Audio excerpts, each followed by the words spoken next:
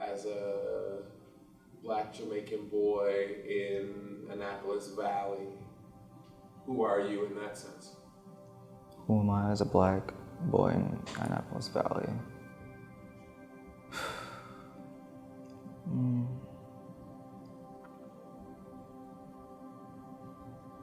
I don't know how to answer that, hold on. Because I never really thought of anything like that. I'm just a boy, a Black boy in Annapolis Valley. There's nothing, well, it's, okay, in a population that's dominated by only white people in this area, it's kind of weird being, well, a darker skin tone, so sometimes you feel like an outcast.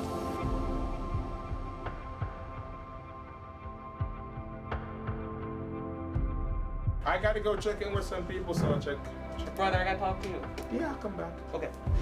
Give me like 20. Okay, cool. Yep, I got some work to do anyway. I think there's always misconceptions around when we get a bunch of Black folks together, within our own race and with outside our race.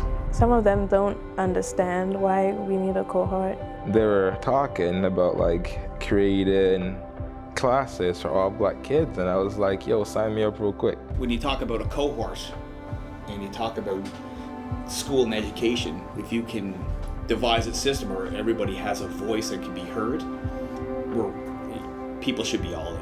Some of us had like somewhat of the same background a little bit, so it's like easier to connect.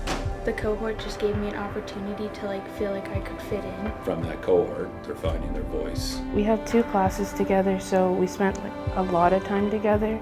And then I went home and I told my parents, and my dad was like, I don't know anything about that. I don't know how I feel. So then I told him, I said, it's not your choice, buddy, it's mine.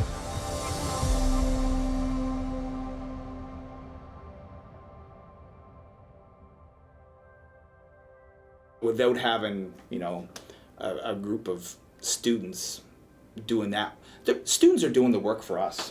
The students are making us look good, right? And it's basically all them. It's all them.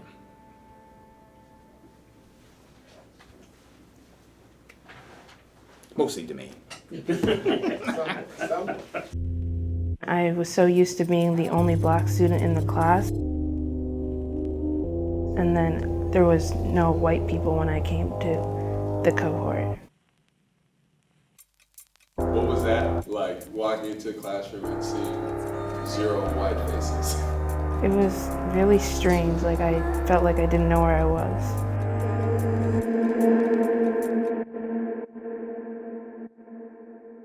It's not about hanging out, it's about achieving. It's about Black excellence. X is on the bottom, what do we do? 1, yeah. Yeah, the cohort to me, like, it feels like family.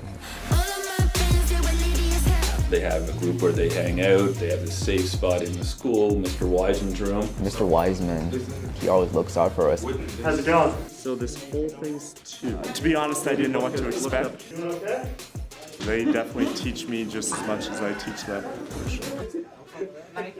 And then Mr. Parker's room. I got to know Parker, and then I was in his office like every single day. Forks are 25 cents today. I don't have 25 cents. Since I know you, and it's been used, you can have that one. Thanks. Me and the principal, now we're like really good friends, which is good in a sense, because I never get along with principals or anyone. We got to go on a trip to Birchtown together. It's good to learn more about your history, My last name is actually in the museum too. It's very important for you to understand who the Black Loyalists are and their connection to you and to our community. Not a lot of people know about this place. Miss McIsaac's like that aunt you'd love to enjoy Christmas with. Give students an opportunity to actually talk about the pieces and discuss it and argue over it, and then talk about what's actually happening in the world around them, argue about it some more, discuss it some more, like slow down, a lot of conversation rather than just moving through curriculum. One of the best teachers, one of the best I've had in a long time. Who needs one more day and we'll do the test on Wednesday? I don't want to do this unit anymore. Who needs one more? Okay, hold on. So who doesn't care? And I'll just do it tomorrow anyway. So let me ask that a question again. Tomorrow. Thank you. Thank you. I want to introduce you to the new student. Hi, how you doing? Start today. Like just coming here on a whim, I wasn't really prepared to like come into this school in general. All of a sudden, I just got this I got this recommendation to go to Horton High School to be a part of the cohort. I did not want to leave that school because I was like, I feel comfortable here. But my mom was like, take a risk. And I took it. I came to the cohort and everything felt so real, like being with, I met some friends like Demaine. He's Jamaican as well, so I had someone to relate to. I'm sure you'll interview Demaine at some point, right? He's one of the leaders. I'd say Demaine is probably like the person who keeps everyone in check.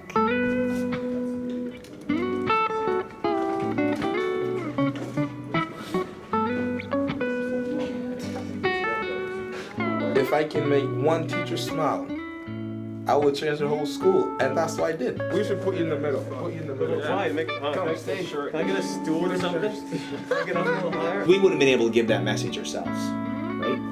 So we couldn't have had a better student to be part of the cohort to get us started off and get us kick-started in the right direction. To most people, I'm just not a kid in the cohort, but to like Parker or Krishanda and all the teachers that know about the cohort, to them, I'm the leader of the cohort. Let's go with Mr. Wiseman first.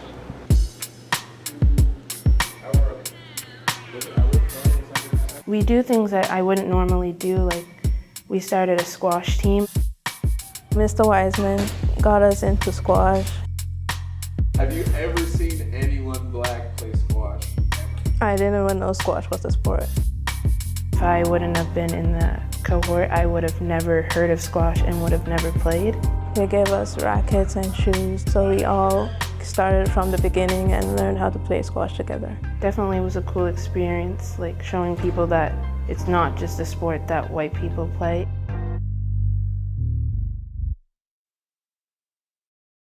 Happy birthday to you.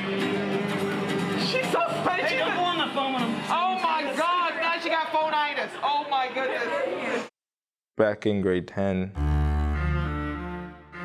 I used to get marked absent a lot in all my classes, even though I was there. Don't know why. Don't know what the teachers had in mind, but... What do you think? Me? At first I thought they were all racist. And then one of the teachers told me that he could see me.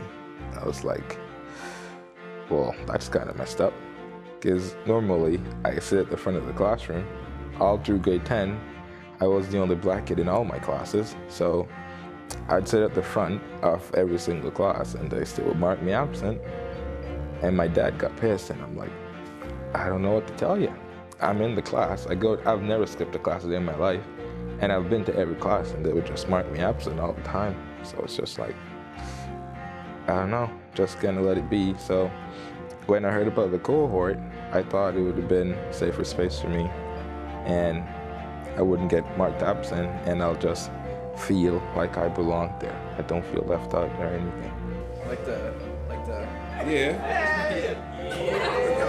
didn't have many friends in grade 9 because I was new and I'm not a social person, but when I got into the cohort, I started to make more friends because I felt like I was being included in everything. Well, I mean, they kind of do. Okay, all right. It's never happened before. To me, that's a milestone. Like, it really is. Coming here so far, I've only seen and heard like positive things about it. Like the cohort seems really nice. It has a lot of really like friendly and interesting people I'd like to get to know more.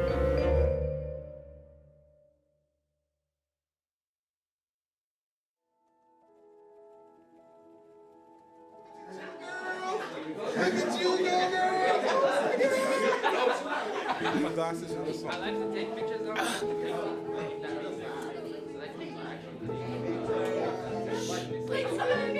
Here we go. 1, 2, 3. Love it. Smile, Robin. Smile, Robin. Smile.